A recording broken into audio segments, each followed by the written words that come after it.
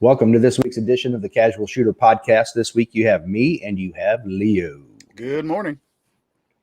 This week, once again, we have two guests. They come by way of the LASR App.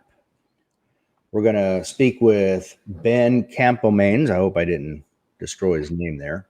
And Sam Sutphin. Let's welcome them, bring them in the show now. Hello, gentlemen. Good morning, guys. I hope I got your last names correct. Oh, I heard. I think I've been called the worst things in the Marine Corps, so that's okay, Dave. Now, usually the other guy that does the show butchers the names, but he's at work, so equal opportunity. That's good. Exactly. Yeah. Why don't you take a minute and introduce yourselves? Okay. My name's Ben. I'm the CEO and co-owner of a company called LASR. You see us on the website LASR, LASRApp.com. We create or we run software for dry fire on your computer or your smart device. And I'm Sam, and I'm the operations manager for LASR. So I do all the day-to-day runnings of the office, and then any minor technical stuff that comes up. And we both answer the phones. All right. So what we normally do, we usually ask a few questions to get to know our guests. So that's what we're going to start with there. The first question we normally have, well, actually, before I ask it, just so for these first few questions, we don't stumble over each other. So we'll go alphabetical. Ben, I'll let you answer, and then Sam. So question number one, what's your favorite movie? I'd say Jaws. I like Jaws. How about that? Oh, okay. Yeah. I like it. I would have to go with like A Quiet Place, first or second one. The second one we just watched, it was pretty good. Or some M. Night Shyamalan movie. That was pretty good. Okay. All right. How about favorite book? Let's see. The ones I listen to, I guess, or book. How about the one called The Millionaire Next Door? It's not a science fiction book. It's kind of like a financial real life application book, I guess. Okay. Very I think I would have to go with a book called Identifying the Seed. It's a theological in nature book, basically laying out the distinctives between dispensationalism and covenant theology. Man, you're deep. Those are the biggest polysyllabic words people have used on this show ever. And I don't know if you've noticed, everybody except you was just stunned and has no clue what you just said. He's like, yep. And I went to Catholic school my whole life. Literally got theology. So that's impressive. So our other co-host, he has a question that he likes to ask everybody. So we just made it one that we ask everybody now, and that is who's your favorite superhero? Oh man. Well, I'll give you two. I don't know if they're copacetic or not. I guess I like to say I like Underdog, but that makes me a kid. But I guess if you would say today, I don't know if he's a superhero.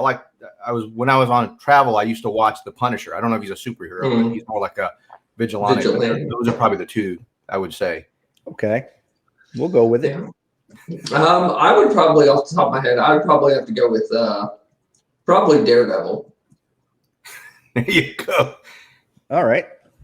From those polysyllabic words, Sam, to Daredevil, that's pretty good. Yeah, I wasn't going to say anything, but yeah. All right. Favorite gun and caliber. Ooh, favorite gun and caliber. They don't have to be the same. Like, it doesn't have to be pistol, rifle. It could be any combination. A mix, yeah. Okay. Well, I guess if it's my favorite, I'll carry it every day. And I carry a Walther PPQ M2 in 9, but my favorite caliber is really the 45 ACP. That's what I would say. I like it. I would have to go with the Glock 19. Favorite caliber, it would either be between 9mm and 5.56, mainly because I like shooting ARs a lot. All right. Now, both of you, I am gay. I know Ben was. Sam, from conversation earlier, sounds like you were in the military. Yes, I was for about 6.5 years. Deployed once to Afghanistan in 2010 to 2011, and then was stationed with 3 different units, one in Germany, one in just outside of Savannah, Georgia, and then my last one was at Fort Bragg. Okay, so for the two of you, this is the unique question to our guests. What was your favorite time in the military? Wow. My time, actually, I was in the Marine Corps Reserve from 88 to 96. That was during Desert Storm. We never really got deployed out to the sandbox. My unit was a desert artillery unit. We fired in 29 stumps a lot. But ironically, we got put up in the Arctic Circle. So I'd say, even though it was one of the suckiest times, it was that time my unit got deployed to the Arctic Circle. We got to see the British Marines and the Norwegians, and it was just an interesting experience. You actually went into the tunnel system inside the mountains to pull the gear out. That was probably is the worst time, but it was also the best time, I'd say. Yeah. I think those two actually, those coincide. Your best times usually walk right alongside your worst ones. I would say Afghanistan was probably my favorite in the realm of all the different people you got to meet. And just the life in the military was much easier deployed in the sense that you had one job. And it was as long as you were still breathing and your buddies were good, you're fine. But then when you get back to garrison, there's all this, garrison rules of looking pretty all the time, or your haircut had to be in perfect spec and stuff like that. So best and worst deployment, definitely worst moments of my life. And then some of the best time in my career was on deployment as well. Okay. Now, how did the two of you come about being part of LASR, the LASR app? Well, I mean, I won't speak for Sam, but he's the saltiest guy in the crowd. I mean, he's you're crusty at this point. I actually joined LASR. I'll put it that way. Joined LASR in April. I used to work for a small company called GameStop. I was the IT telecom manager. We handled about 4,000, the 4,000 stores that they had out there. I got laid off. I got laid off, did a stint doing IT technical sales for about a year and a half. But the whole time I was looking at leaving telecom IT altogether and doing something that kind of spoke to me. I like guns, but frankly, I guess, I don't know, Sam, I'm looking at Sam like it's the Brady Bunch. I guess he's over here. Every time I touched firearms in the military, you fired it and you cleaned it. And I said, man, guns always have that connotation. Yeah, you touch it, you're going to clean it. I never really thought about it, but for me, self-defense was a big thing, and it's something that I believed in. So my wife and I actually pursued looking for a business. We were looking at franchise, but ultimately we ran into the company. Jason and John were the former owners, good guys and everything. They're still out there. And what he did, we ended up purchasing the company. And then Sam came along with the company. He stayed with us to help run the company, and he's doing a great job right now. So that's how I met Sam. So I came into the company in about the late spring of 2016. And it's really like, to make a long story short, one of the previous owners was in the military, and I had to, once I got out, you have to do your initial, like the VA needs to take a look at you to see what condition they get you in when you get out of the military. So I happened to be seeing this doctor, and he was doing his once over on me, and he would ask me, hey, what was your job in the military and all this other stuff.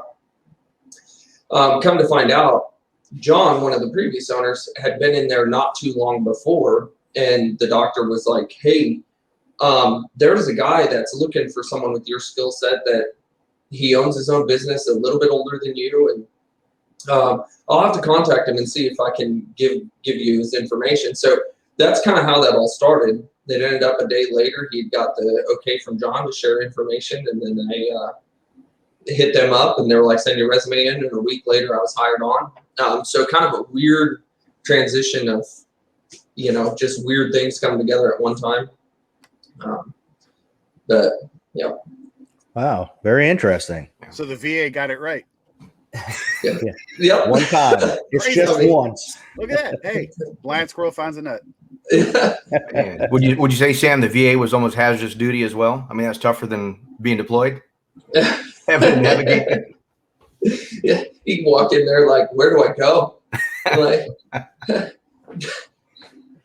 Okay, so explain to the audience exactly what LASR App is. Sam, you want me to run with that one and you fill in the gaps? I mean, Sam gets to see it from the inside. I get to talk to customers from time to time, but we actually have two versions of LASR App. The company, the website again is LASRapp.com, but in there's two applications. There's one called LASR Classic, and then we have LASR X. LASR X is the newer one, and in essence, both applications deal with dry fire. I mean, you guys probably know dry fire from time in the military. It wasn't sexy. It's something you did during grass week, sitting there snapping in. But a lot of people overlook it thinking, hey, there's no recoil. It's useless. What we do is we take dry fire, something the military has done for a long time, add technology to it, you know, a webcam, internet, in this case with LASR X and your computers. And it does a lot of the analysis of your shooting. So, you know, whether you jerk the trigger, your split times, your par time, we can run that. But the two applications, again, are LASR Classic, the LASR X. LASR X can run on any web browser as long as you have an internet connection and a webcam to watch the targets. And in LASR Classic, it resides strictly on your PC. So it's a Windows-based application. It's the first one. But what's great about that is you can use certain use cases, like with a recoil device, you would use LASR Classic. Or if you have no, web connection, some of the instructors that are out there are in places where there's no internet connection. They like that as well. So those are the two main applications that we have. There's other plugins on the side, and there's a few other applications we have, but those are Sam, would you say those are the two primary ones? Yeah. I think when you want to, those are the two distinctive. Generally speaking, they're going to do the same thing. They're going to show you where you shot, how fast you shot, and then they can, do certain things like tell you movement after trigger pull. Right. But yeah, basically in a nutshell, what LASR does is it watches anything you want as a target with anything that emits a laser, and then gives you feedback based on where that laser hit the target. Okay. Yeah, I'm looking at it here, and I've seen a few videos. I actually ran across it. We interviewed Riley Bowman from concealcarry.com/conceal carry podcast. And, they carry it on their website. So I was looking at that. So as I understand, it'll detect any type of laser, whether it's red, green, anything, correct? Right. It'll pick up infrared as well. So Okay. if you want to, if you don't want to cheat by riding the laser on your target, it'll pick up infrared if you have the correct camera. And both of the cameras that we do sell, in fact, Sam does a lot of the manufacturing of those cameras, picks up infrared. So that's not a normal webcam then that would work with that? No, most standard webcams are going to have an IR cut filter on them. So they're not going to detect an infrared light. So we offer two different cameras that will pick up infrared as well as visible lasers. But by and large, your standard webcams aren't going to be able to detect an IR. Okay. Now, the one thing I do like about it that I've seen is you don't have to buy any certain type of target. It'll pick up whatever you designate, correct? Yeah. On LASR X, in LASR Classic, you can do whatever you want. In fact, when I first touched the application, because I bought all the other, I'll admit it, I bought all the other applications, all the other products that are out there. And what shocked me about LASR, especially LASR X, is it's pretty aggressive in doing auto target detection. So if you have light switches, pictures, soda cans sitting on your fireplace, and that's what your camera's looking at, it'll automatically pick that up. Or you can post your own targets and then paint the target yourself or highlight the target yourself. I thought it was pretty interesting because it doesn't require a lot of special stuff, so you don't have to buy special targets. You can use stuff that you have in your hotel room if you want to practice in your hotel room, or stuff that's in your house, just pictures. In fact, I was watching a video of a gal using it this last week, and she had her pictures on her targets on the wall. But I said, I wonder if she triggered it, she would have picked up all the other stuff. So really, targets, it's whatever you want to use. Yeah. But with the caveat of being they need to be static. Yeah. So people trying to put stuff on a screen and making a move or things like that. Those aren't supported uses within laser because it does throw off your shot detection. So static targets, whether post-it note, light switch, scuffs on a wall, you can do that. Scuffs on a wall, yeah. Okay. Hey, if you've got kids, you got scuffs on the wall. There you go. Oh, You got yeah. crayon markings and everything. Yeah. Exactly. Now, is there? I don't mean to interrupt Dave or anything, but is there a way where, because a lot of people that use it for competition training, not just everyday carry, they have other products out there for swingers and poppers and all that jazz. Is there anything on the horizon, or again, I barely understand email. Is there a way for you guys to be able to put something in the software, whatever the term is, that you could pick up a moving target? Sam, you want to go run with that? I saw a video that Jason and John had done before, but I'll let you talk about it if you want to try with that one. Sure, I'll take a pot shot at it, pun intended. So currently we don't have anything in the works to work with moving targets. Now, technology grows exponentially versus us growing linearly. So the chances of that being something that could happen in the future are very, very possible. However, at this point in time, we don't see anything in the way that the software works that we could add that in the near future. But again, it could happen down the road. You know, on that one, Sam, I remember I was watching a video because there's a video that Jason and John did where they're actually using a target that rotates. You know, it flips around. The challenge with that is because a lot of the these applications, whether it's ours or others that are on phone apps, they pick up changes in light values. So if you're having a black target or no target, and all of a sudden it flips to a place where you have a white target in front of you, it'll fool the system and think you have a shot.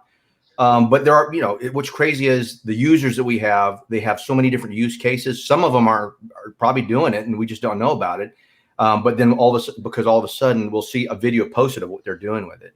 But right now it's not an official use case, but I'll say if any of your, viewers or listeners are doing it, let us know. I mean, we love hearing those stories from people. That's what's great about it. All right. Oh, you know what, Dave, if I could add though, or Leo, one thing you talk about competition shooters, LASR X has a networking feature. So, I mean, Sam, you can round this out a bit more. You can connect multiple devices on LASR X. I think you could do 10 different cameras, up to 10 different devices, I think it is. There's a limit.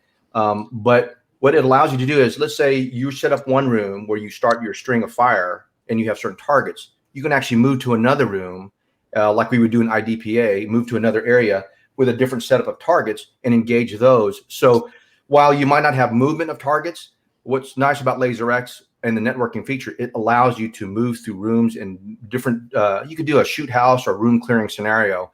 And that might be of interest to people who are doing competitive shooting, because I know we move a lot when we go through IDPA in the different stages. Yeah, so you could actually set up a course of fire and it'll be able to pick it up if different rooms and whatever. Okay. Sure. Yeah, and each device that you're on, so say just one camera on your computer or cell phone, either version of laser can handle up to 20 different target zones at one time. So as long as that's in your field of view with the camera, you can still have a pretty decent string of fire on one device in and of itself. Right. And that will record your transitions, your first shot, all of that. Yes. Correct? Mm-hmm. Yep. It'll do your shot time, your split times, your total times, and then it'll tell you which target you actually hit on that shot. So I guess it's just recording then the time between the laser being activated. Is that how it's measuring this? Yes. Mm-hmm. Okay. And and we've already established there's no special laser you have to use, anything like that. Yeah. I mean, the common uses are, the short pistols or any laser training. And in fact, you don't have to buy our specific cartridge. I mean, there's nothing fancy about the laser cartridges that we use. You can use anything that you have already. In fact, if you have a laser cartridge in your own handgun, you download or log into the application, subscribe, and you're up and running.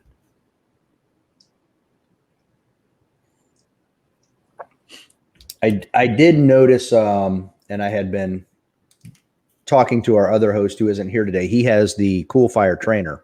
Oh yeah.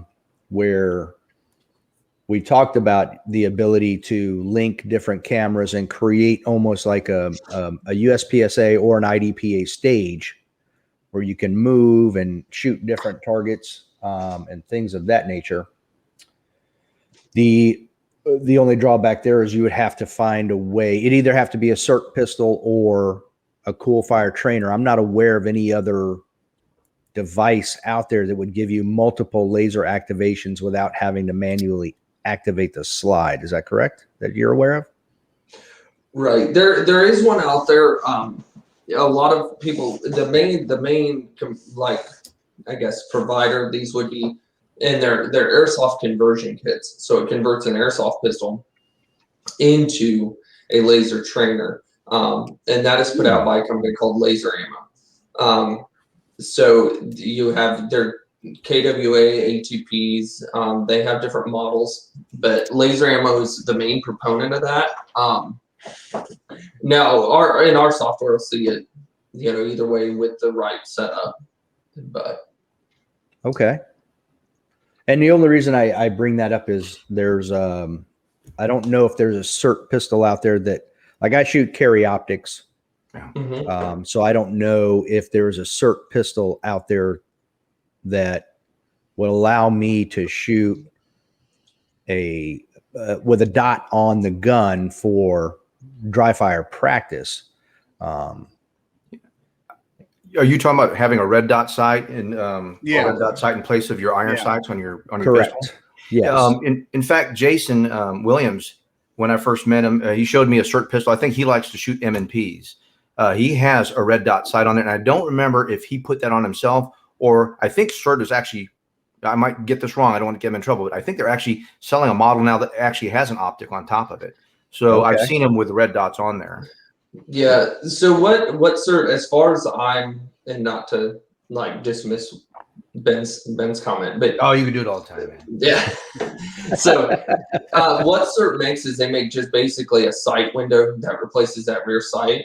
And all it is just literally the sight window. And then they use the take-up laser to be your dot inside of that. Now that isn't going to work very well with our software. So what Jason did was he went and took a universal red dot mount and put it on one of their pro models with the metal slide, because they do sell some with polymer, but when you start wedging something into that rear sight on polymer, it's going to pry it out. But he took a universal airsoft mount that you can put red dot sights on, and he mounted an airsoft red dot sight. Because his thinking on that, and it worked well for him. His thinking why he chose an airsoft red dot sight instead of putting a RMR on there or something like that, where you're dropping a $500 sight or whatever they are onto it. He bought the airsoft one for less than $100 because he said there's no recoil on the CERT pistol. Yeah. So it's not going to throw that dot off. And it worked well for him for years. I want to say he had that on there for 2 or 3 years. So that's what I typically recommend when somebody's like, hey, I have a CERT pistol, or I want to buy a CERT pistol and I want to use a red dot on it. Then these sellers might have this universal sight. So no matter which red dot you have, you just replace that rear sight, slide the old one out, slide this one in, and mount your red dot on it. Just do it on a pro model so it doesn't rip out of the polymer.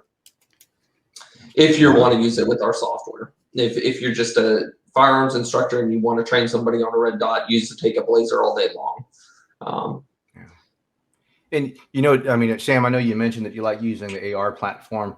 I mean, we also you have the search stick. If you like to train with AR or pistol caliber, I would say pistol caliber carbine, you can use a search stick with one of their Proformer models or the 110s and get the feel of having an AR. Or you can actually use, CERT bolt that you have. If you want to run around and do your drills, dry fire drills with a AR platform, you can do that as well. And because it's a laser, it works just perfectly with our application. And it does, obviously, the bolt does allow for auto resetting. That's what CERT's name, claim to fame is their stuff is auto resetting. So. Oh, very nice. Yeah. Yeah, I mean, I can imagine just looking at a few of the videos. Like I've watched a few from John Wallace. Mm-hmm. Very, I mean, the applications are limited only by your imagination. Yeah. I know I keep looking left and right. I have multiple screens, so that's what I'm looking at. I have your web page up on one side and videos up on the other, and then my camera stuff in the middle. But yeah, I mean, some of the, like I said, or like we have discussed, I mean, you can set up an entire array. Now, how long? I've seen some videos showing the setup process, but I know initially it's going to take a little bit of time, to get familiar with the process. But let's say you've done it a few times. How long can someone expect it to take to set up everything in the LASR app and be ready to shoot? Sam, what's your take on that? Because you've talked to a lot more customers than I have. What's your start to Sure. someone's firing it up and getting ready to shoot? How long would you think it takes? Yeah, I think once the initial, like you said, Dave, once you get the initial, like you've kind of got the familiarization with it, where you kind of want it in your house and the lighting in that area and stuff like that, I would say it would take no more than 5 to 10 minutes at most. Yeah. I mean, we definitely, granted, we've worked with it for years, but when we go to like SHOT Show and things like that, once we have our initial setup done, I mean, we can be up and running in almost less than 5 minutes. All right. In fact, Sam, wouldn't you say, I mean, we get calls from instructors and people who actually shoot in their own garage. They leave the setup there, and all they do is they log into the, if you're LASR X, they just log into it and then they're up and running again. So it depends. I mean, if you have to tear everything down or how elaborate your setup is, let's say you're doing it in a hotel room, it could take a while because you're changing the environment. But if you have a corner of your office or your room or in the garage where that's all you do is practice your dry fire, it's, I think the longest thing is logging onto the application and you're set to go. Yeah. Yeah. Okay. And I was going to say, Dave, I don't mean to take off a different path, but what got me was, dry fire, we were saying people kind of dismiss it, saying it's not sexy, it's not fun. But we use it in the military a lot. And I was reading the stats from the NICS checks from last year. I think one of the stats I saw is that there's 8 million new firearms owners out there. Mm-hmm. And one of the things, because the company, when we purchased it, my wife is a co-owner of the company. And she has that feeling about guns too. She likes them, but she's always unsteady as how confident should I be, or should I take my friends out and shoot? What we thought was interesting is, and here, this is an interesting stat. Everybody hears 8 million. Okay, great. And 40% of those new firearm owners were women. And the way you look at it, there's more women who bought their first firearm last year than there are in the city of Chicago. If you think about 3.3 million women. And one of the things about dry fire is it's safe. You don't use live ammo at all. So if you're pensive, whether you're a new shooter, I heard blacks are also a big first-time firearms purchasers, women, minorities, or anybody. It doesn't matter who you are. You join the Second Amendment community. We want you to be, first off, safe. That's what we want to do. Proficient, and then you become confident after a while. And dry fire, because there's no live ammo, and we've done that before, is a perfect way to get started and get used to the platform you have. Because the worst thing I can think of is someone buys a gun thinking they're protected because they have a gun, but actually they're more dangerous to themselves because they take it home, and if they never train with it, they throw it in their drawer. First time they take it out is when someone's breaking through their door. They're a danger to themselves and their loved ones they thought they were protecting. So I think dry fire for anyone, and we'd love you to use our application, but just get some training. That's the big thing out there. And I know with ammo, it's hard to do, but dry fire, you don't use ammo. And what's nice about it is you're using that gun or that platform you just bought. So you're getting used to the manual of arms for your weapon. And that's why when I said I like guns, but what I like more is the fact that we're helping educate and get people comfortable in the new Second Amendment, as new members of the Second Amendment community. That's the big thing. What excites me about LASR. Yeah, absolutely. I took you off a different path there. Sorry about that. That's okay. Sorry, I had to cough real quick. Now, I come from a precision rifle background, so I've actually already been contemplating it. How many how many customers do you guys have or that you're aware? And I don't need an exact number, but I mean, do you have customers that actually use this for dry firing with rifle? And I don't mean AR, I mean bolt action rifle. Sure. Sam, I mean, what's your thought about it? Because I know we sell the cartridges for AR, and we sell the laser ammo cartridges. You know what calibers we sell there? Yeah, I mean they adapt to 30-06 and 308. Laser ammo cartridges do, which, if I'm not mistaken, and I'm not a precision rifle shooter, but a lot of times you do have the 308s or right around that caliber. I don't have like 338 lapua or anything like that, but Barrett 50. Sorry, Dave. So, but yes, I mean it is far less common to have people call us and say, "Hey, we're precision rifle shooters, and this is what we want to do." However, that has happened a couple times, and so it is possible. The thing that comes down to is you have to look at how much room indoors do you have, and so then you start having to play with. You have to micro scale your targets, within the software and where you're at the firing line, but trying to replicate a 1,000-yard shot, it's going to be pretty difficult indoors. What? Just 1,000 to do? What are you talking about? Yeah, that's a lot of trigonometry, and we don't. Dave can do that. But I mean, I was even considering, if you go out to, like, I'm a member of the Isaac Walton, and they only have 100-yard range. Sure. But if I put a 1.6 size target at 100 yards, now I'm replicating 600. Yeah. I just have to put my camera closer. But so would I, what am I trying to say? Is there a way to set a camera up closer and link it to, say, a tablet closer to me, where I could then, say, do 10 rounds of dry fire with a rifle, replicate 600-yard target, and see my impacts on the tablet closer to me? That's one of the use cases. So one of the use cases I might think of is you could, I think, technically set that up and remote into that computer or that device that you have closer to the camera or closer to the target. Okay. Because, I mean, if you're setting up 100 yards and you're putting the camera, we typically say within 5 to 10 yards or 5 to 10 feet of the target. If you're that close, you're 100 yards back. If you have a connection, you could remotely log into that computer and see what's going on up close. I think that's the way to do it.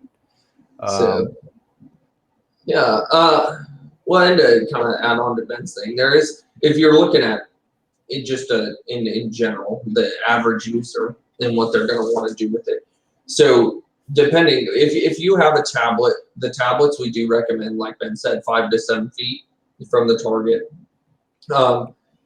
Because LaserX will use integrated camera on a mobile device.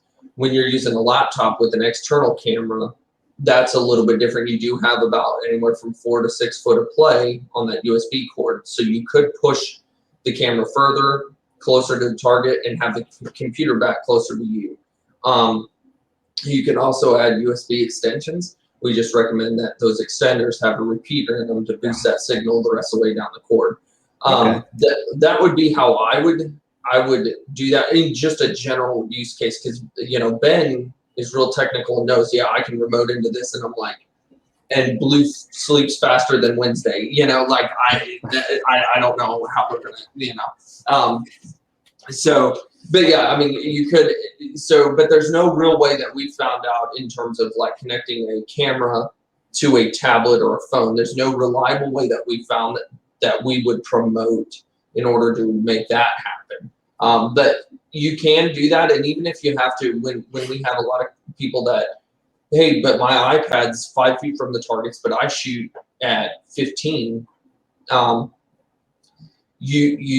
What I tell them typically is, hey, there is a setting in there where you just you can put a Post-it note on the wall or something, and that is just a designated start and stop of your shot timer. And so it's just a remote control. And so all you do is shoot that and your shot timer starts. Yeah. So that way you don't have to walk up to the tablet every time and hit it. And that way, then when you're done shooting, you can just walk up after you're all done. When you're talking in terms of, and I know I'm bouncing all around, but when you're talking USB webcams, you can get away with scooching them further back. So you can get back 15, 20 feet, with a USB webcam that's just designated for it. We just found with mobile devices, they need to be a little bit closer for reliable shot detection. Okay. Sorry, the hamster was turning, and I'm like, I got it. Okay. Yeah. You know what I was thinking though, Dave. Let me think about this, because when we bore sight in a rifle or a scope onto our rifle, yeah, we use a bore sight. But in this is probably geeky or technical, but I know there's a lot of IT guys that that shoot as well. I'm thinking if you're at 100 yards, the dispersion of that laser, if you're up close, it's a tiny dot, right? But as you get out at 100 yards, I think the dispersion of the laser, if it carries that far, if you're really going to set up your target that far, might actually increase in the size. So the accuracy you'll get might not be as pinpoint as what you would expect, where the bullet is punching through the hole. But if you set it up closer and just reduce the size of your target to simulate it, it'll probably work. It's just I would hate for someone to say, wait a minute, my shot is 1 MOA in size, and it's because of the dispersion of that laser as it gets further away. That was just something I was thinking about now. Yeah, that's a good point. So, but this is what I mean. This is what one of the things I like about the LASR app is the fact that you can sit here and just think about anything and then play with it and see what you can come up with. I mean, it's only limited by your imagination. Right. So, it might take some IT expertise to link some stuff up, but I mean, nowadays you can get on Amazon and get whatever you need the next day to hook stuff together, Yeah, and if you can't figure it out, your kid probably can. Exactly. Honestly. Yeah, he'll probably set it up. 5-year-old to be like, make this work for Papa, please. He's like, okay. Yeah, he'll probably set up so you can't get back in your computer at that point. Yeah, no kidding. That is true. Change the passwords on you. Yeah. But I mean, to your point, Dave, though, I mean, that's why sometimes we'll scour the internet and find people tagging or hashtagging LASR X or laser. And it's like, whoa, they're actually doing this, and we'll repost it, or what's a term these days? I lose it, but we'll repeat it on our different social channels, because that use case that you're just talking about here with using a rifle, somebody might have that same question, and because the community is fairly large, the users that we have I think several thousand. I say it's over 10,000 users that I know of. Definitely a lot more than that if I'm looking at the number of people using the application. So there's a wealth of knowledge or people who are using it, and the number of use cases. My guess is someone's probably done that as well, what you're talking about. Yeah, probably have. Yeah, absolutely. I mean, especially when you can just, if you're at a range that has Wi-Fi, well, that makes it a whole lot easier, because now you have on Windows now comes with your phone, so you can link your phone to your laptop. I mean, how difficult is that? You put your phone down there, and that's your camera, and then you've got your laptop back where you are, so you can link the two and you can see everything that happens on your phone. There's just so many different ways to try to figure it out. Yeah. And like we said, I mean, with technology growing exponentially, it's Ben and I we can't keep up as fast as everything grows. So you might find, like you said, someone that, hey, I tried this, and we're like, oh, good on you, because I would not have thought of that, Right. Yeah, so what I had to do is take note. Window has your phone now. I have to take a look at that use case. Now, because I don't have the website up, so I guess Dave would be able to answer this question a little bit easier. But do you guys have on your site those use cases where you're like, hey, this is actually really interesting. We could push this out to the community and just say, hey, this is something else that a user found that you can do. Here's it for you guys to try. Yeah. Right now, there's not a way for a user to go in there and add something. I'll preface that, because what we're doing is we're going to revamp our website to allow more of the community. Since there's a lot of new shooters, a lot of new gun owners out there, we want to make sure if they have questions, they feel safe and comfortable to be able to ask those questions. Now, when I said I'll preface that, is even though we haven't redone the website yet to allow that, LASR Classic, we have two versions. We have LASR Classic and LASR X. there's something called Laser Community. And Sam, you could probably speak more to that. That's a place where people actually ask questions and even sometimes post their own drills that they had when they have Laser Classic. Would that be accurate, Sam? Well, yeah, sure. So with Laser Community, what you have is you have a plethora of users of Laser Classic can go into the community and pick drills to shoot those drills. Now, so when it first came out, I had made a bunch of drills and threw them in there. But we do have people, I mean, you can get people around the world that see Sam's drills and they can shoot them. I get notified when that person finishes my drill. So I can go and I can look at their shot placement, their target setups and stuff like that and go, hey, you know, add a comment real quick and say, hey, you need to space that target out, or yeah, it looks like, yeah, you pulled a couple shots. You might look at trigger control or, you know, something like that. You can add those brief comments in there. And if people do end up coming, I mean, there's so many different drills in there now from users that now make them and add them on there that, you know, you potentially, there could be someone out there that's made a long range thing and someone will go, hey, how did you do that? And he might be able to comment real quick, hey, on this drill, you might try setting your camera here and scooching back a little bit or something, you know. But yeah, it's basically they're going to comment. The comments and interchange that's going to happen is going to be within the drills that they shot. Gotcha. Okay. Yeah, I see you have the online training depot where you have your guided practice and stuff like that, different drills. Because like right now, I primarily shoot at the moment USPSA. I did shoot an IDPA match recently, but it's been a couple years since I've done any rifle stuff. Now, like I have right now set up in my garage, everything measured out properly, El Presidente. So I can practice that. Now, the thing I like about the app is I can practice that like normal, you know, to try to get my speed gains. And then when I want to try it for real to see what my score might be with the LASR X app or even LASR Classic, then I could use a laser and then go back, look at my times, my hits, and actually calculate my hit factor and see where I would fall within my capability. And I could test that, you know, monthly, every couple of weeks, you know, based on my dry fire training to see how I'm improving and what I need to work on to continue to improve. Yep, exactly. It's a pretty cool thing to be able to, you know, do that. I know El Presidente, I'm almost 100% sure that's in the community too. And then, you know, even people will say, well, this isn't in, you know, the challenges or the community, whichever version they're using. And it's like, well, hey, and that's fine. The world is your oyster. Go in and set it up the way you want to. And there is things in there, like you said, calculating your hit factor and stuff. There are add-ons that you can purchase that score those automatically for you. And so it'll tell you hit factor. It'll tell you the points. It'll tell you what your time is with penalties and everything like that.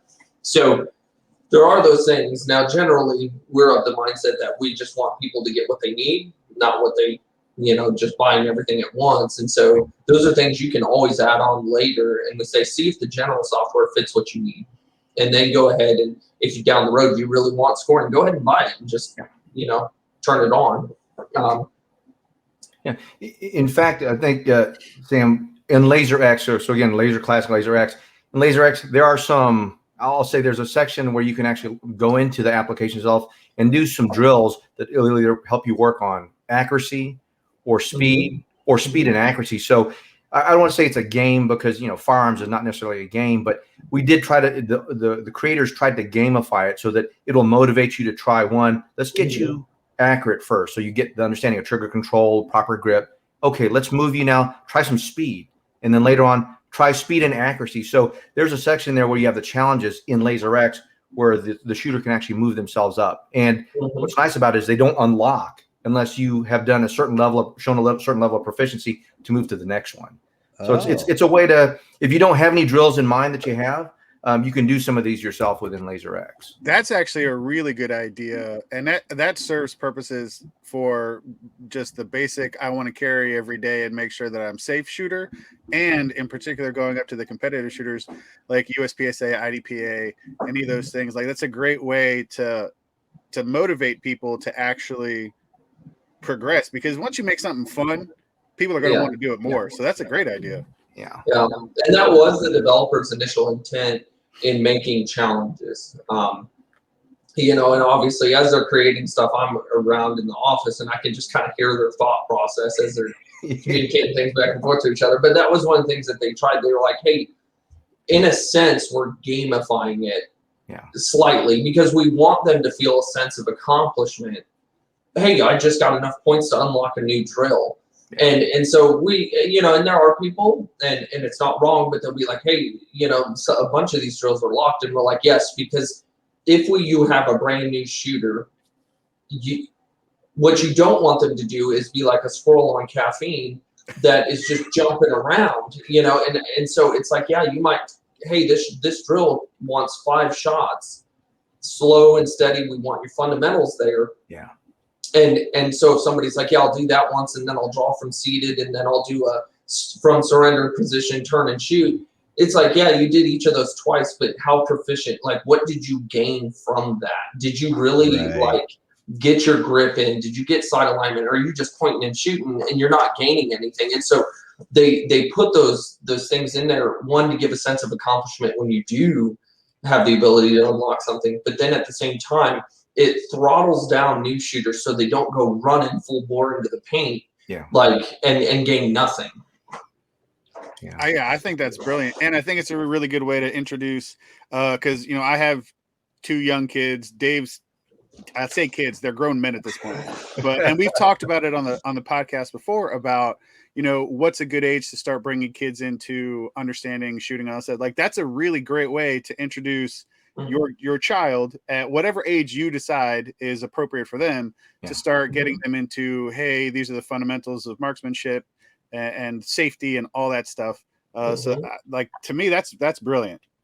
I mean, isn't it similar to what the CMP program, I think the Appleseed project used to do? And that's what I think is great. I mean, all these new shooters are coming into the space, and I've seen your guys' podcast. I cheated. I watched it just a little bit earlier on, so I understand what we're facing. But, you know, you guys have all these expert shooting teams. And I go, these guys got us, everyone, whether you're, you know, Michelek or you're some of these competitive shooters, everyone started from nothing. And it was the first firearm, someone who got them interested, gave them a positive experience. And I think that's what we're trying to do too, is get that mindset going again. Say, hey, guns aren't scary. The bad people who use it are scary, but the gun in of itself, it's a tool. It's a hammer. It's a brick. You can build something with it. And it's depending how you use it. And that's kind of the idea, is redo this mindset of what a firearm is. And oh, go ahead. Sorry, Dave. No, go, Sam. To caveat on, you know, Ben and Leo's comment about kids, we've had people come in. I think it just happened a couple of months ago. We had a gentleman come in with his boy. His boy probably was maybe 10, and he has his son in competition shooting. And so it was, I mean, but it's a lot more like you reduce a great amount of stress when you say this is just a laser. And you know, like, you're not going to end up ripping something out of the kid's hand, or he's going to put a bullet in the wrong spot, where you can relax a little bit and focus that child or that young kid on, hey, like, this is how we do this. And you're not worried about, like, hey, come over here for a second. He turns right towards you, you know? But we have lots of people, even at shows, kids come up all the time. And I'm surprised at how many times I'll see a small child come up, grab a SIRT pistol, and I remember one particular show, and this little girl, couldn't have been maybe 12, came up, grabbed a pistol, and she started shooting a drill I had set up.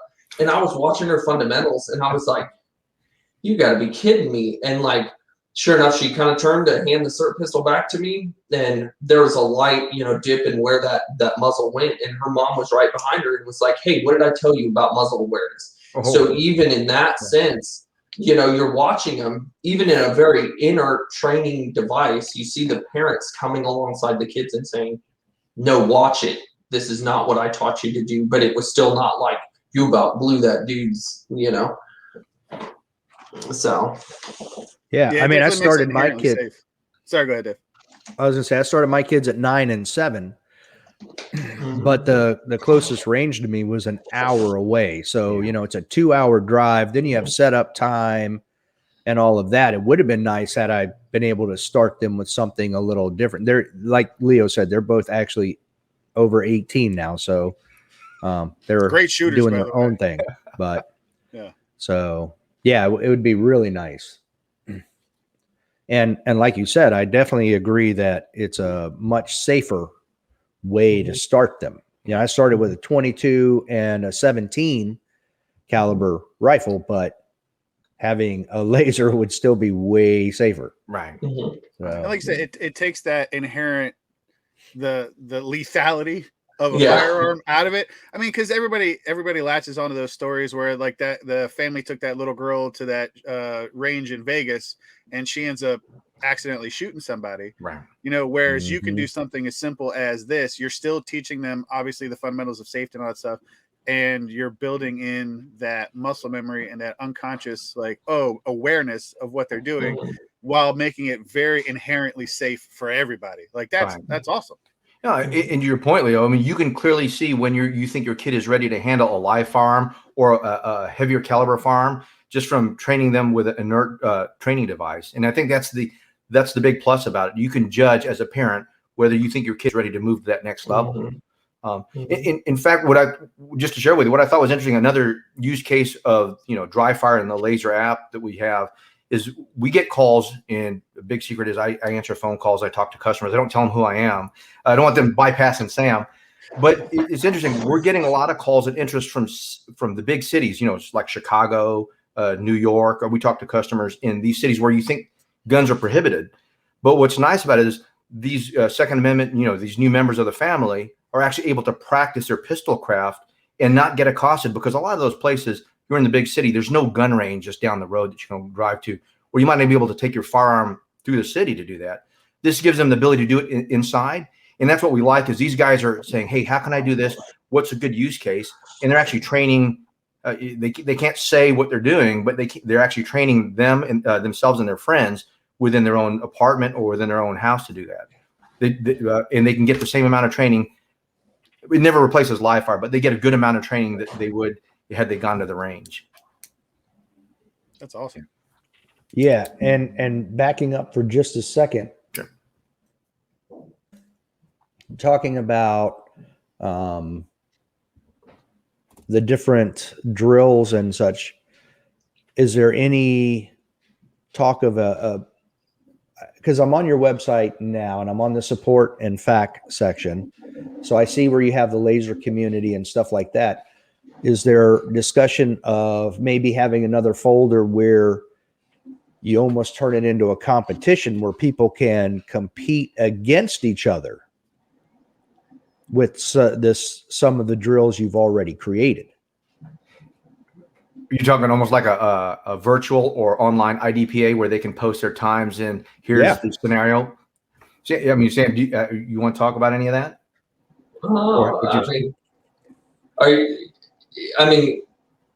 So it is kind of I guess to clarify for my brain, you're meaning like they go and shoot their drill and then they post their times in there, or do you mean like Tommy's against Johnny several states away and it's going against each other at the same time?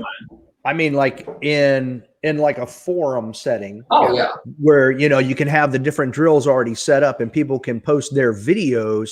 I did mine in, 4.1 seconds with this hit factor, and here it is, some where it actively engages people and gets them to almost compete online with each other in the different drills. And then you have like the Pac-Man scoreboard.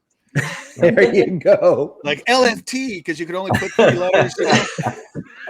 Yeah. So the community, in a sense, already, to a degree, does that to some degree. Now, I think there has been, and Ben, correct me if I'm wrong, there has been discussion about putting that in there where it is, hey,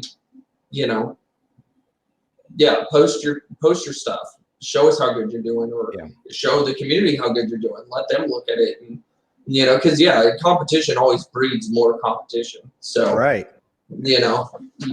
I think to that, Laser Classic does that through the community, but LaserX doesn't have that capability yet. And the idea is we want to leverage the network, the internet, the capability of the internet, and also the community. There are things we do have planned to do something like that. One of the questions was also, hey, can we do it live or real time? That might be a challenge. So you have a IDPA club or USPSA club in Dallas, where I'm based, doing it against a club up in Beatrice or Lincoln, where Sam is at. The challenge is the internet and how we would do that. But definitely the thought was, could we have it where you have a shooter scoreboard saying so-and-so shot the Sam drill this week, and here's his times, here's his results. It posts it, and you can't fudge it. There's been thoughts about that. So we do have some features we're looking at putting into the next evolution or next version or release of LaserX, but it's not in there right now. But definitely those use cases you're talking about are things we planned for the future. Okay. Yeah. Yeah, I could see that kind of blowing up the internet on your website. Laser breaks the internet. Yeah. Well, we have the server running in my daughter's bedroom somewhere. Like, oh man, it's smoking when we walk into the room. It's all on fire. No. Well, and we interviewed Bill Duda from Go Fast Don't Suck, and they had a postal match, which is a virtual. It's not in person with everybody together. So I could see where the application would be there for virtual matches where everybody's running the same drills per se, and then it's an accumulative thing and that type of thing. So I mean, it's like we do in IDPA. You have certain stages that are distributed amongst the clubs, and it's a standardized one. As long as everyone sets it up identically and the same scenario, I think it's doable. It would be doable, but those are things we're definitely looking at. I mean, I'm not saying that'd be a great way to run nationals when the whole Delta variant thing happens and we're all stuck at home. Yeah. I'm just an idea, man. I'm just putting that out there. No, I mean, Leo, you're spot on because, again, talking to customers, talking to people, there is that concern from instructors. They're saying, how do I keep my students engaged now that we're back out there shooting again? They're concerned of all this news you're hearing about a potential second lockdown. How do we keep our students engaged in practicing? They're saying, can we use LaserX to do that? Or Laser Community? There's definitely ways to do that. So you're thinking where a lot of the customers that we have are already asking about. They're saying something could happen in the wintertime. And, even without the Delta variant, we have shooters or instructors are up in Ohio, Michigan, where it's really cold. They're saying, hey, Ben, we're not doing a lot of the LaserX right now because we're actually able to go out there and shoot. But, when it gets cold, we're going back indoors, and this is where we can get a lot of our practice in there. Yeah, as someone who is shot in the snow, like it's pretty. It makes a really good photo, but it's miserable, man. Like that's not fun. I'm fat, and I'm like, it's too much. Yeah. Well, I mean, there's that mindset: train as you would fight. So there's some validity there. But if I don't have to, haven't been in the Arctic Circle minus 35 degrees, I'm not interested. If I don't have to be in that condition, I'm not going to be in that condition. That's not for me. That's for young people. That don't have arthritis. No, thank you. Or as my mom calls it, arthritis. Mom's a brilliant woman. Now, Sam, for those people listening that are not familiar with this, can you list all of the things that they can derive from a dry fire practice using the LaserX app or Laser Classic, either one? So basically, there's a lot of different things in a nutshell that you can do off the top of the cuff. And I do apologize. I got someone about to show up at this door that's just dropping something off, so I'm gonna have to unlock it. Oh, okay. So let me go just unlock it real quick. Yep. I do apologize. I'll let Ben do it. Yeah, I mean, you better hope I know. No, well, I mean, Dave, I would almost say, because when I first used the application, I was a user before we actually looked at purchasing the company. What I liked about it is both Classic and X, and I really used X most of the time. anything you can do with a shot timer, it's in the application. So you have par times, you have split times. You could just do a shot, from the buzzer to your first shot. But it also adds the capability on the shot timer. You don't have it. You can see where you place the shot, but then if you jerk the trigger for, after the shot, a couple of milliseconds afterwards, it'll show how that muzzle movement went. So I would say what you can derive at it is if you have a shot timer, you're going to find it in the application. Plus, you actually have the additional part of the diagnostics, post-shot diagnostics as well. Okay. Yeah. If you're interested in SIRT pistols, we just got shipment in. There you go. Shameless plug right there. Yeah. I mean, but that's really, Sam. So I was telling Dave that the if you were asking what's in LASR App, LASR Classic or LASR X, whatever's in your shot timer that you carry on your hip when you go to the range, it's going to be in the application. Plus, you have the diagnostics afterwards, the post-shot diagnostics in there. Right. And there's some other things. What is nice about it is it's simple enough to get started. So it's not something that will blow your mind. For me, sometimes it's just logging in and remembering my password's the toughest. But it's feature rich enough that as you get into the application, you can begin doing some of those scenarios and customizing the application to do those, have those settings that you really need as you get deeper into the into your dry fire practice. So it covers quite a bit in there.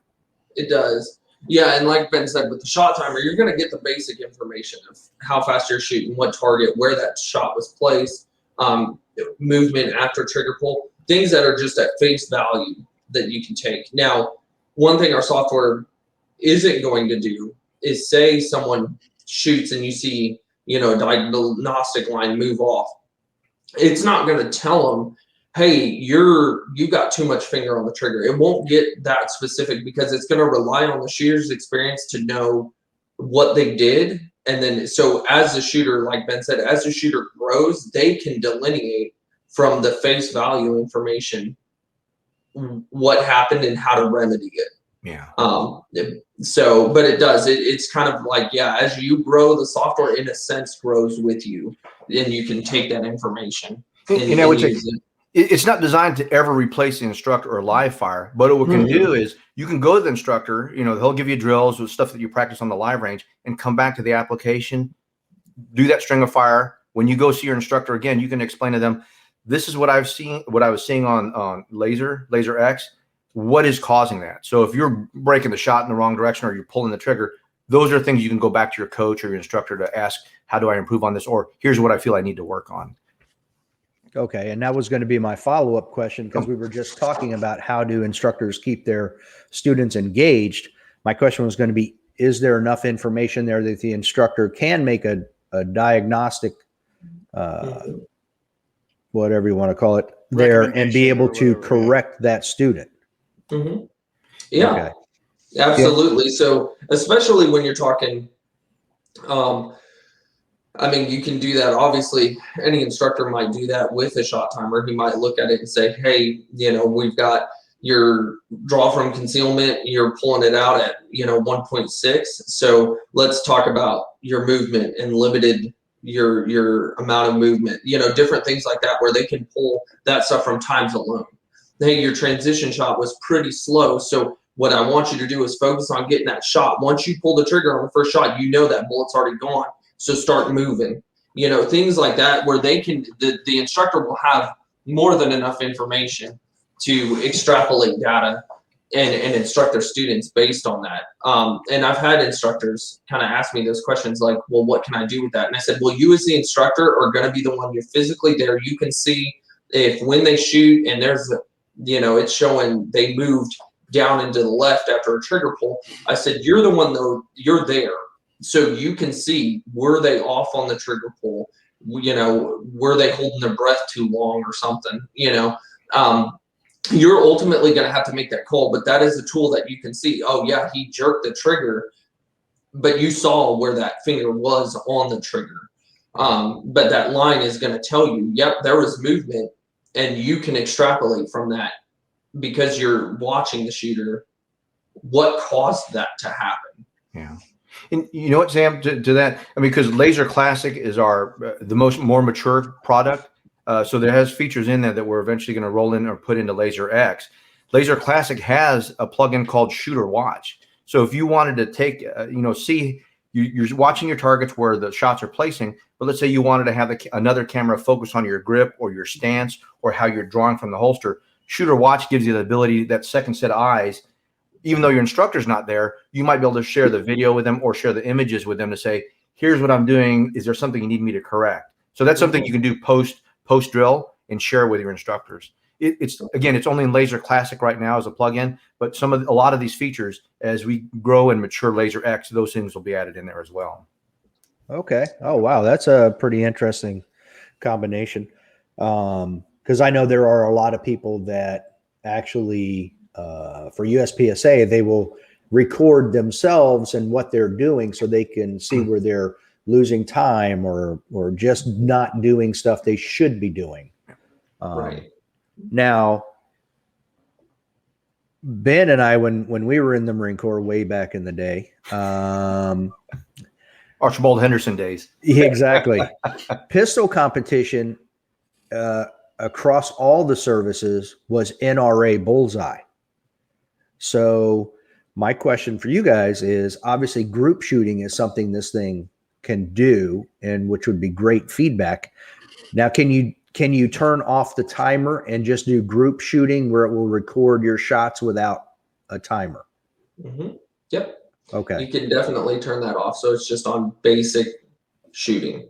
It's not going to play a start tone. It's not going to, there's no par times, nothing like that. It's just shoot. And, you'll still see a time on there, but it's not, it's arbitrary at that point. Right. So, okay. And I know there is audible feedback. Can that be turned off? Yes, I believe. Yeah. I'm sorry. I'm going through the catalog in my brain of all the stuff. You can turn like different sounds. You can change those sounds. And I believe there is one where you can turn it to none, but most people typically won't turn that off on a general basis. But if they're like, well, Sam, you lied to me and you said that there's a none, then I'd be like, okay, turn the volume down. It's funny you say that, Sam, because last night, late night, even though there's no one here in the house, I was using LASR Classic, and there is that no sound selection when you shoot. I've never been asked that for LASR X. I'm assuming it's going to be in there. That's my Achilles heel. But I know LASR Classic has a setting where you can turn off zero sound on any of the shots. And you can even make the sounds different for a hit and a miss. So audibly you can hear it, or you can just shut it off altogether so you're not embarrassing yourself. Yep. We generally, it shows there's been times, and you can obviously make sounds differ from target to target, or your hit and your miss are going to be a different sound. So, and it's always, we're at shows and it might be, I'm just trying to rip through something real fast because there's no one to talk to. And like I'm shooting and all of a sudden you hear miss. And you're like, stop. Like, let's turn this to something else. So it doesn't sound like it's malfunctioning. You just lost sales. We don't want anything that dude's promoting. He sucks at shooting. You flip your shirt inside out. I don't work for that. That's right. Are you guys familiar with aim cam glasses? Aim cam. Mm-mm. No. Okay. I like where this is going because I was thinking it too. Okay. So I when I shoot, I wear glasses that are, if you look at what Leo's holding up, there's a camera on the frame above the eye. Okay. So I always shoot with those on, and I do it like we were talking earlier, a third person view, and you have a first person view. Gotcha. You can actually see my dot through that camera. Wow. So I know you can easily see, and I've seen it online where people shoot shotgun or pistol or whatever, and you can see the iron sights actually easier than my dot because the dot's higher up. So it's higher up in the view. It's not always the exact, but I can only imagine the abilities to confirm what you're seeing through the aim cam glasses with what's being recorded. with the LASR app, Not a whether it's sponsor, classic by the way. or X. That'd be if you're listening, Game Cam, that's cool. We'd be into it, but Right. right now, not a sponsor. And the glasses actually have their own Wi-Fi settings, so you can literally live stream it. So again, I don't think you can see the button on there, but Okay. Wi-Fi. Interesting. Yeah, and so you can literally live stream it as you're shooting. So again, I mean, I can only imagine the possibilities with the LASR X app, and even going back to what we talked about earlier, instructors being able to see and diagnose what is going on. Now you have the view that the shooter has, plus you get the feedback from the LASR X app. I mean, how much easier can their job be? Right.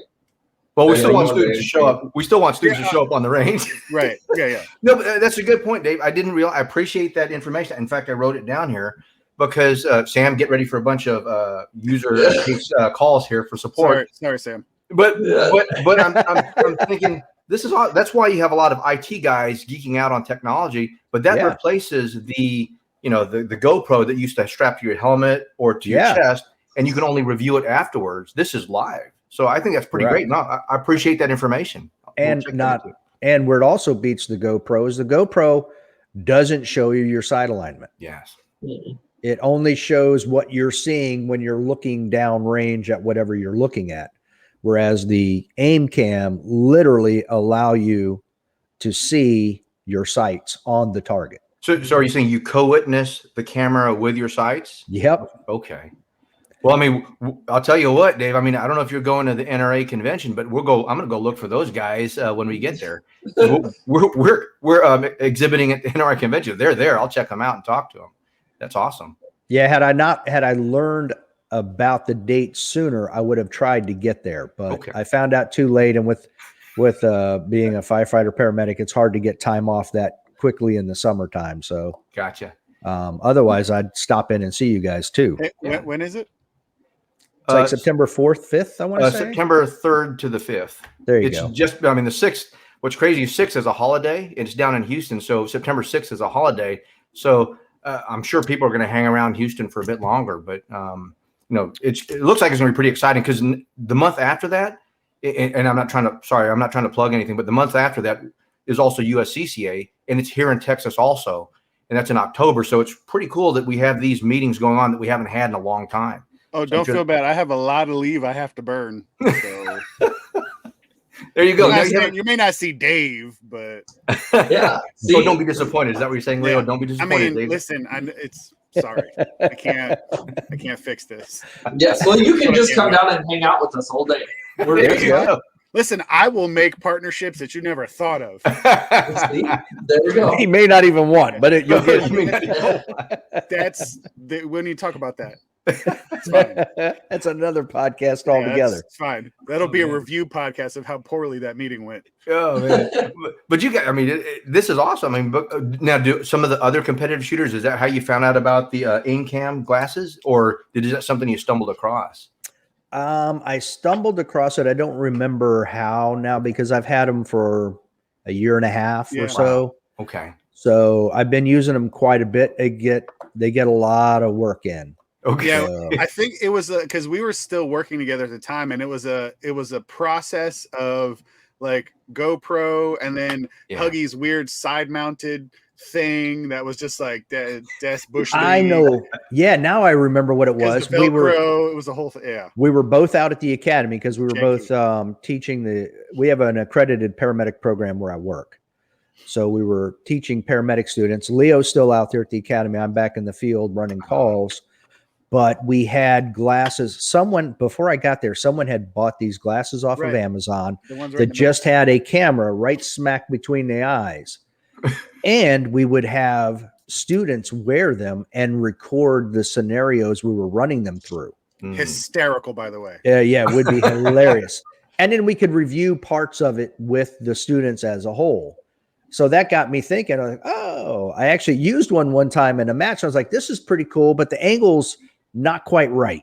Oh, okay. So then I started doing some research, found aim cam, and ran across someone I was like, well, they're, a little on the pricey side for me they're right now. not cheap. I just got into shooting. So I was like, there was already a bunch of other stuff that I had to buy. And then I was like, there was a sale. I forget where it was. Someone is running a sale. And I was like, I'm in.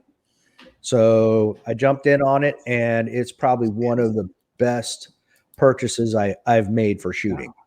It definitely sounds good. And those are shooting glasses with the camera. So that's awesome. And if you've ever heard of Hunter's HD Gold, that was my next one. He's another guy who, again, not a sponsor, great guy though. No, but he's a great guy. We've had him on the podcast, but he actually they are a lens crafting business. Okay. And then they made shooting glasses, which started for hunters. And basically what it is, as you guys know, EENT and BMNT, beginning of morning, nautical twilight, end of eat. Okay. Basically dawn and dusk turns it into daylight. Really? Okay. That's how bright his glasses are. And he actually makes lenses to fit into the aim cam glasses. So it's pretty wild. It's like a rabbit hole, it's just like you find something, you end up going down this rabbit hole that never ends. So you can spend money on guns or you can spend money on the gear, right? I mean, yeah. Or both. No, that's awesome because for me, I have stigmatism plus, I used to joke around and say, all I need to see is my front side post. I'm golden. But now even at this point, I have red dots. I have things. My stigmatism is there and things are not as sharp as they used to be. And if you're saying these glasses or these, this new gear that's out there actually helps, I guess, slow down our aging process and helps us shoot better, I'm all in for it because they're against shooters, all categories are coming on board. And because they're a lens making business first, if you have a prescription, he'll build it into the lenses. Wow. Okay. Yeah, it's crazy. Now this is how weird it gets. I ran into my old middle school gym teacher and football coach at a match here in Virginia.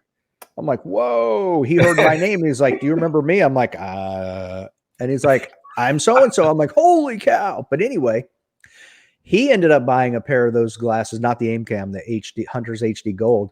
And he says he uses them more for driving because he's 20 years older than me. Gotcha. Especially at night and stuff. Like he doesn't take them off until he goes to bed because they brighten everything up. So it's crazy. Yeah. So if my wife is watching this, you know what to get for Christmas. His name is Brian Conley. He is he's everybody in USPSA. He's the Hunter's HD Gold is the official eyewear of USPSA. Everybody knows Brian. He has got very bright hair. Super tall. Like if you see him, you'll be like, "That's the guy." Makes me jealous. Nice I don't have much hair. At least he has bright hair. That's his name. Oh, it's loud. He makes up for us. His hair coming, but he's a great dude. He's awesome. So yeah, that's like cool. Give him a shout. Just be like, "Oh, hey, the guys from Casual Shooters Podcast told me about you." All right, we'll give him a holler. I'll see if he's down there in Houston later on next month. Yeah, he's a good dude. So is there anything we haven't covered about the LASR app, whether it's classic or X? Sam, can you think? I mean, the only thing I might throw out there, I'll just go over one of the most common questions we have because your listeners or your viewers are probably thinking, okay, if they're interested, I just want to make sure that we don't set false expectations. And I'll share one of the most common questions that we get from our customers is about the use of recoil devices. Now, we have two versions. We have LASR Classic and LASR X. They're very similar in their capabilities, but they're also different in certain use cases depending on how you want to train. And Sam, you run into this many times. If you're going to use a recoil device, because the pulse of a recoil laser is very short, and you have to have a pretty powerful computer to capture that. We would say you have to use LASR Classic with the Classic Advanced camera because you need a high-speed shutter camera, and you need LASR Classic, which doesn't have to traverse or do anything over the internet. Whereas LASR X, if you want to do networking and doing room clearing scenarios or doing movement to different areas, that's where you would use LASR X for the networking capabilities. Because I know A lot of folks out there say, I want to do recoil. And we have folks who do use Laser X with recoil, but they're going to experience missed shots or shots aren't detected because one, the pulse is very short and the amount of refresh time that's required and just the technology limitations of browsers right now don't allow for that fast capture of the pulse. So that's the one caveat I'd say, Sam. I mean, is a case where if you're going to do recoil, Laser Classic and the Classic Advanced camera, whereas if you're going to do IR or anything else and want to do networking, I would say Laser X is the one you want to use. Right, because both versions will see IR. That's not an issue.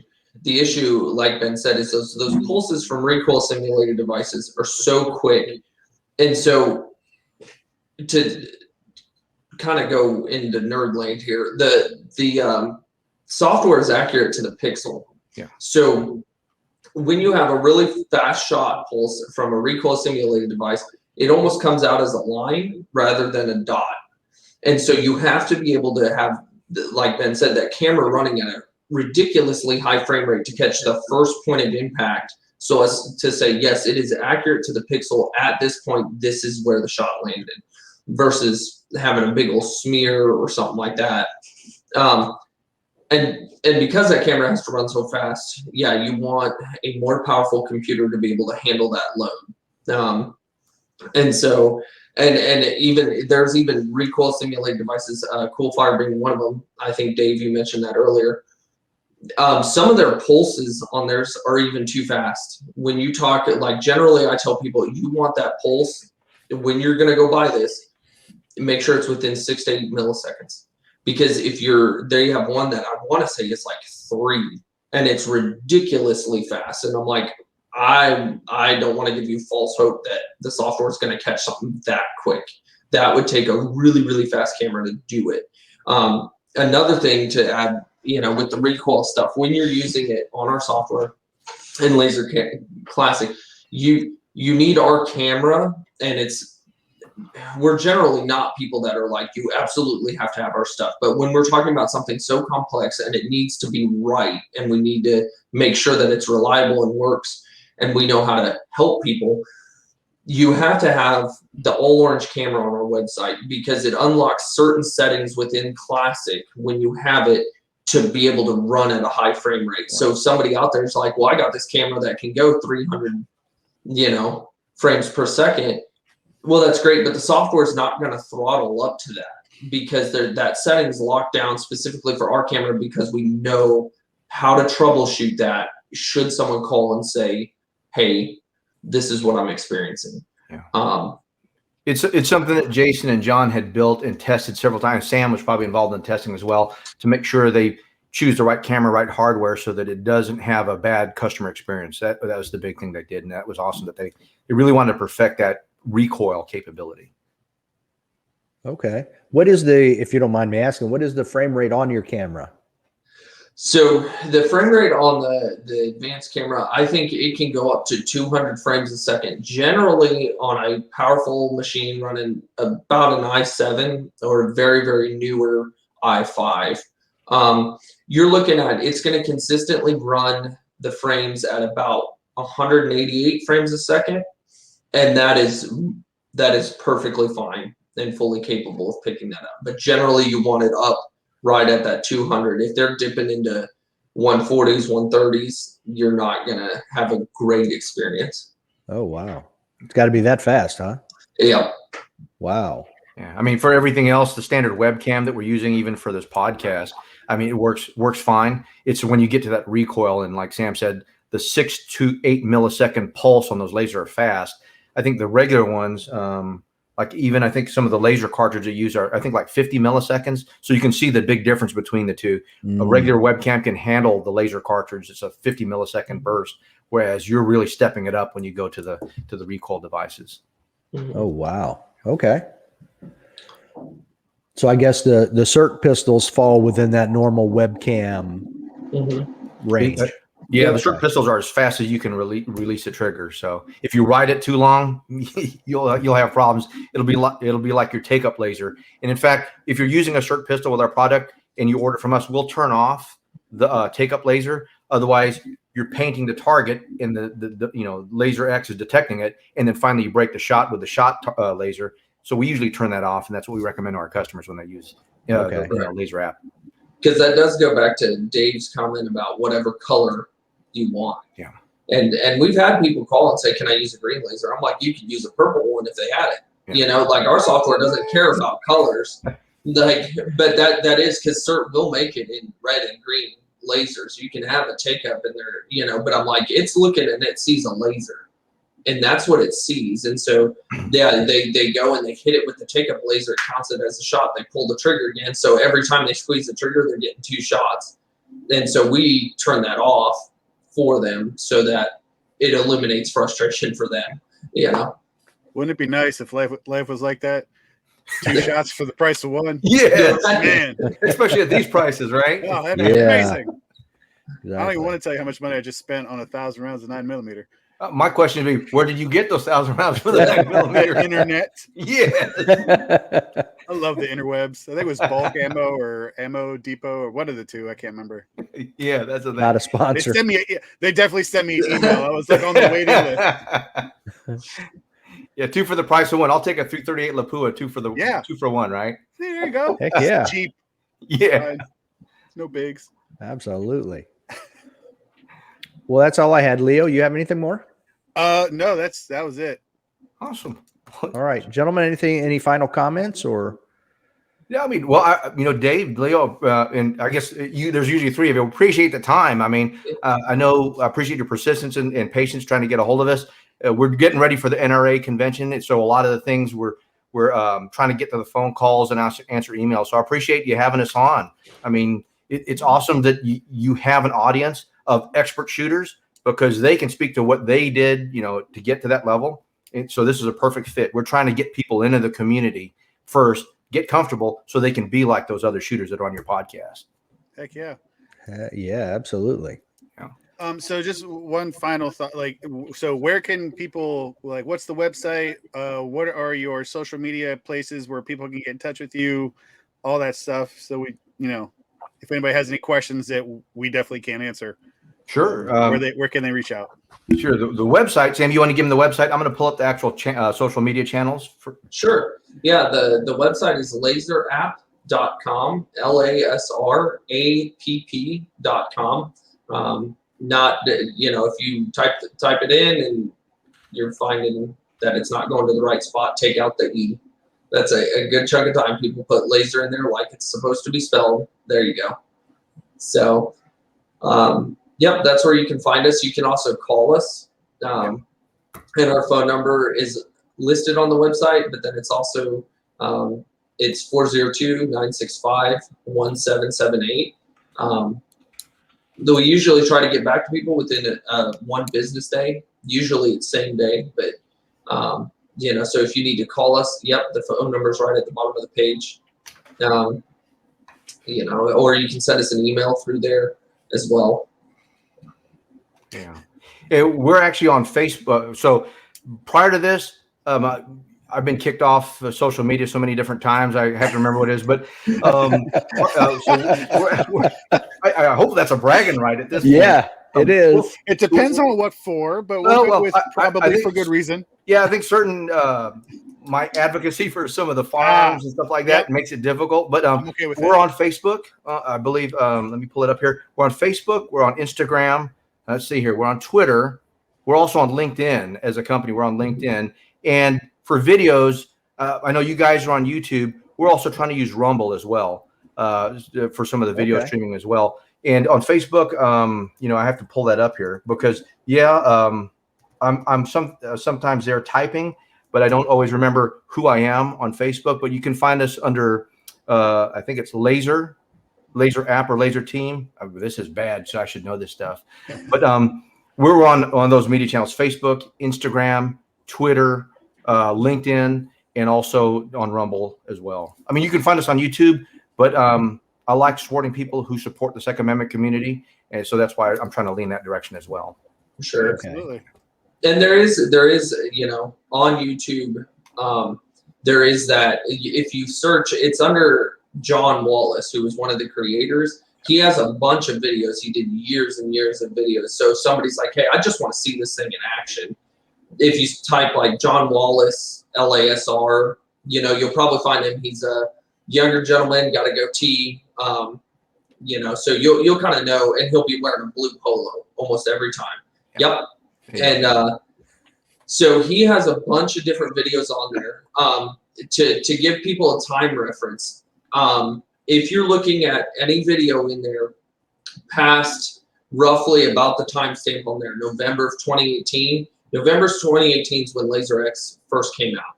So anything prior to that is going to be LASR Classic. Okay. Anything after that is generally going to be LASR X. So that's typically what I tell people when they call in and they want to see videos of it. I'm like, yep, just know though that if you go prior to this, you're going to see LASR X, and if you or LASR Classic, and if you buy LASR X, you're going to look at it and go, that doesn't look the same, and that's why.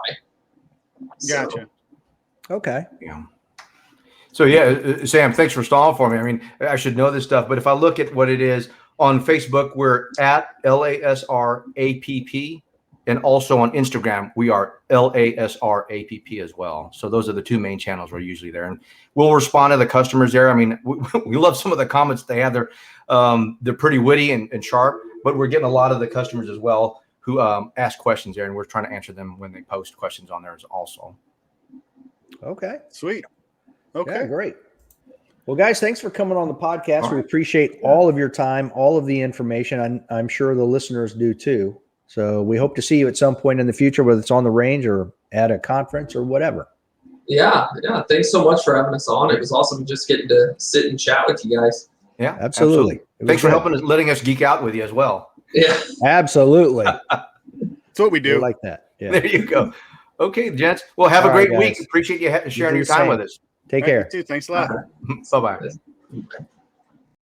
Until next time. Don't be a little bitch. Yeah.